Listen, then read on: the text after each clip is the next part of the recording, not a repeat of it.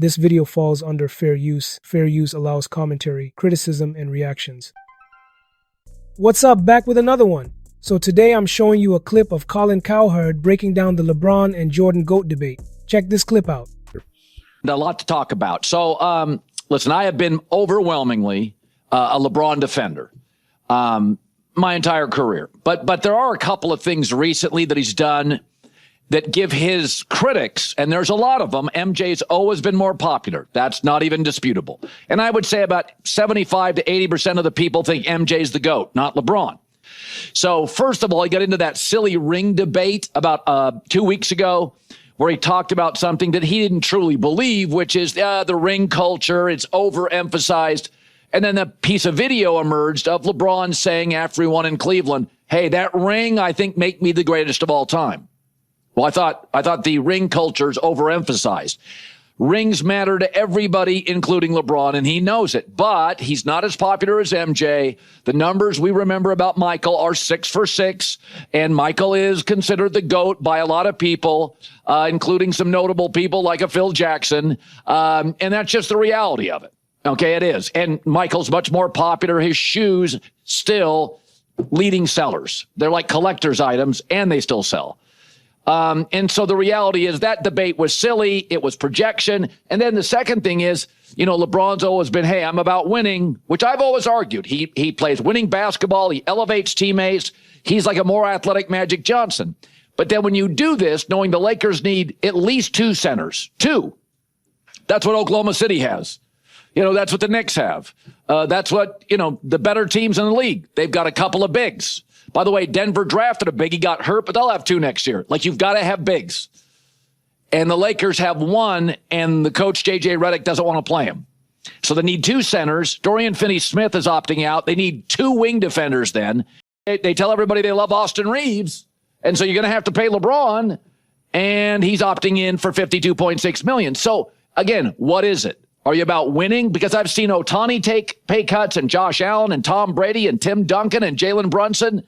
That's about winning. Tom did it for winning. He was the best quarterback in the world, and he kept taking pay cuts. So you're going to have to pay Luka, and I'm told you're going to pay eventually Austin Reeves. So if LeBron is opted in, it's not a championship team. Okay, and I've seen the great ones. I mean, LeBron now, and I don't envy it. There's no animosity. I don't think anybody holds it against LeBron that he's a billionaire. We don't care. There's billionaires everywhere. Everything we buy at Amazon, run by a billionaire who just got married in Venice, and Venice is mad. But, most Americans, we're capitalists. We're good with it. That's not it. But when you're telling me ring culture doesn't matter and you're telling me winning, it's all about winning. No, it's not. You just watched OKC in Indiana that had like 8 deep rotations that played 8 or 9 guys. The Lakers don't even trust their starting center. J.J. Redick doesn't. LeBron's getting older. Luka is hopefully in shape. They're going to have to pay Austin Reeves. I'm told they love him. So you're giving your critics cannon fodder to criticize you. And for years, I've always been, LeBron's about winning. Nah, Brady was about winning. Duncan was about winning. Josh Allen's about winning. Ohtani's about winning. That's what Jalen Brunson's about winning. That's what truly matters to them. I don't feel like they're projecting. They're actionable on not taking the maximum available. So I'm just saying, just be of your word. Do rings matter? Of course they do.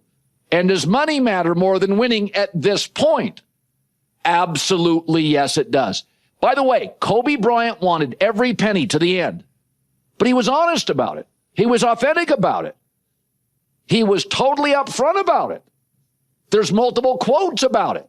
What's up? So what are my thoughts about this?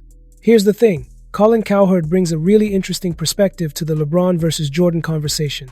His points about rings, legacy, and public perception are things every fan thinks about, even if they don't always say out loud. Calling LeBron a silly ring chaser is provocative and gets people talking, but it also opens up a bigger discussion about how success is measured in basketball.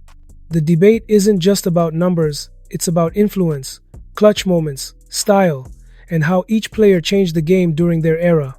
Some people focus on championships, others on versatility, and others on how players inspire future generations. Colin's breakdown captures all of that without taking sides, showing why fans are so passionate. Moments like this clip remind us that sports debates are as much about culture as they are about skill. It's fascinating to hear commentary that challenges perceptions, highlights player reputations, and explains why the discussion keeps evolving with each generation of fans. Make sure to drop a comment, smash that like button, and make sure you subscribe for more videos like this, and I'll see you in the next video.